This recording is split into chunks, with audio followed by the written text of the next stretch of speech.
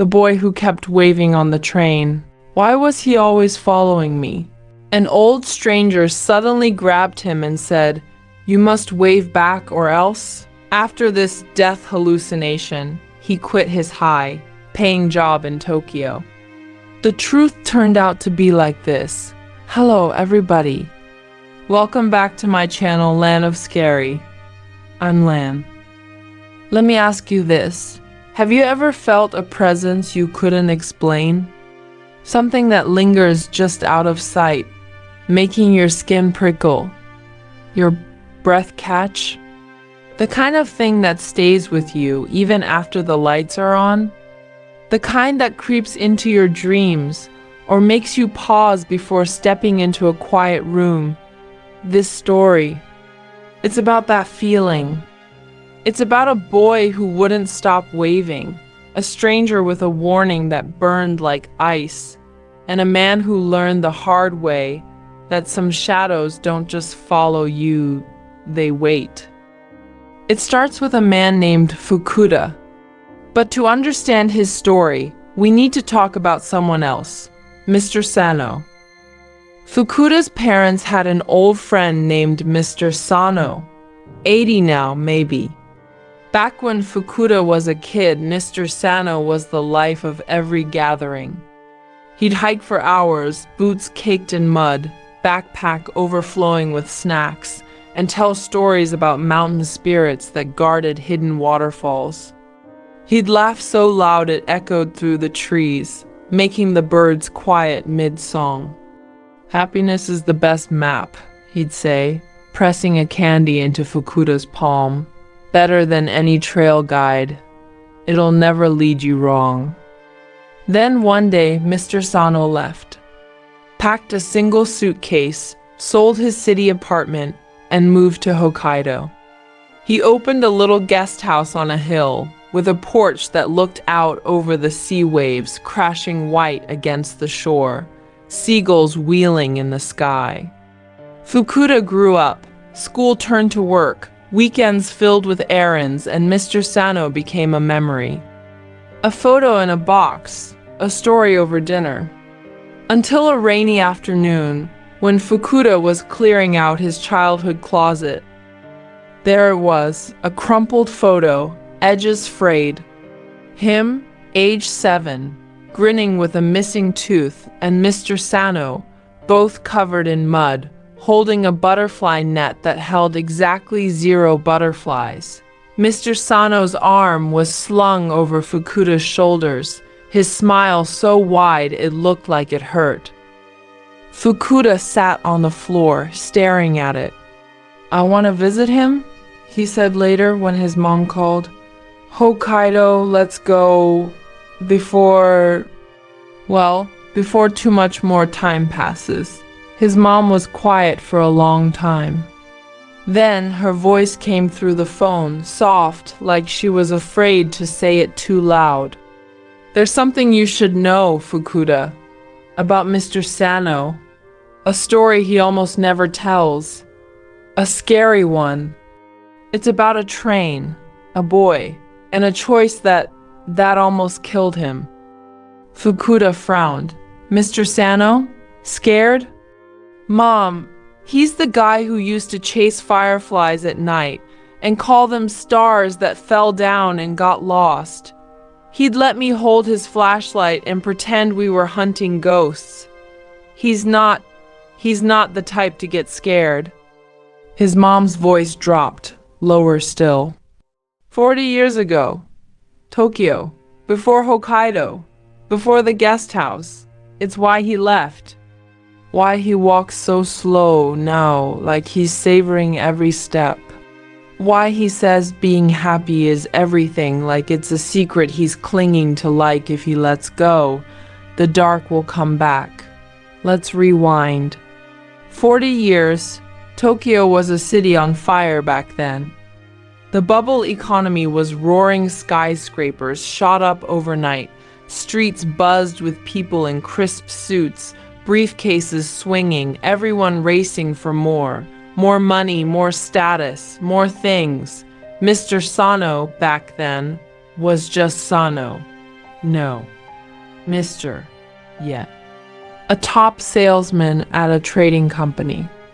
He wore suits that cost more than a month's rent for most people, drove a sleek black car that shone even in the rain, had a corner office with a view of the city skyline. From the outside, he had it all, but pressure? It doesn't show up in spreadsheets. It doesn't make noise. It builds slow and silent, like water filling a room until one day you're drowning and you didn't even notice the tide coming in. That summer, his boss called him into the office. "Sano," he said, sliding a cup of tea across the desk. "You're burning out. Take your paid leave. Go somewhere. Unwind. The clients will still be here when you get back." Sano nodded, forced a smile, said he would, but inside, he felt like he was suffocating, like the walls were closing in, and no amount of success would ever be enough to push them back. He picked Izu, a quiet coastal town he'd seen in a postcard, cliffs covered in green, beaches where the sand was white as bone, old inns with wooden verandas that creaked in the wind. Peace, he thought. That's what he needed. Peace like a blanket. He boarded the train at dawn. The platform was almost empty, the air still cool with night. He found a window seat in a car that had only 3 passengers, an old woman dozing in the corner, a man in a trench coat reading a newspaper, and Sano. He settled in, rested his head against the glass, watched as Tokyo slowly fell away, all buildings giving way to small houses, then rice fields, then green hills rolling into the distance like waves. That's when he saw the boy, small, maybe 7 or 8, bald, his scalp shining in the early morning sun. He was standing on a grassy slope just off the tracks and he was waving. Not an excited wave like kids do when they see a train slow, deliberate, like he was sending a message, and the message was only for Sano. Sano smiled, shook his head. Kids. He looked away, watched a bird soar across the sky, its wings outstretched, free. 10 minutes later, the train rounded a sharp bend. The landscape shifted, new fields, new trees, a small village in the distance. And there, on another slope, not far from the tracks, the same boy. Same bald head, same slow wave. Sano's smile faded. That didn't add up. The train was moving fast, 40, 50 kilometers an hour. How could the boy be here, so far from the last spot? Maybe a twin, he thought. Maybe a coincidence. He tried to brush it off, but a tiny seed of unease took root in his chest. 15 minutes passed. The train climbed a gentle hill. Through the window, Sano saw it again, the boy, standing on a rocky outcrop, waving. Same speed, same rhythm. Up, down, up, down. A chill snaked down Sano's spine, like a cold finger tracing his backbone. He glanced around the car. The old woman was still napping, her head lolling to one side. The man with the newspaper turned a page, the rustle loud in the quiet. No one else seemed to notice the boy. No one else looked bothered, but Sano, he felt watched. Like the boy's eyes were boring into him even from a distance. Then a voice. Right behind him. So close he could feel the breath on the back of his neck, warm and damp. When the boy waves, it said, low and gravelly, like stones grinding together. You must wave back. Sano froze. His heart skipped a beat. Slowly, he turned. An old man stood there, stooped with a straw hat pulled low over his face, shadowing his eyes. His skin was leathery like dried bark, and his hands were gnarled, knuckles swollen with age. He was staring at Sano, but Sano couldn't see his eyes, just the dark hollow under the brim of the hat. "Excuse me?" Sano said. His voice came out higher than he wanted, tight with irritation. "Who was this guy? What did he know?" The old man repeated, slower, like he was speaking to someone who couldn't hear very well. "When the boy waves, you must wave back." Sano felt a surge of anger. "I don't have to do anything," he said, turning back to the window. "Mind your own business." Then a hand clamped down on his arm. Cold. So cold it burned, like touching a block of ice that had been buried in snow for months.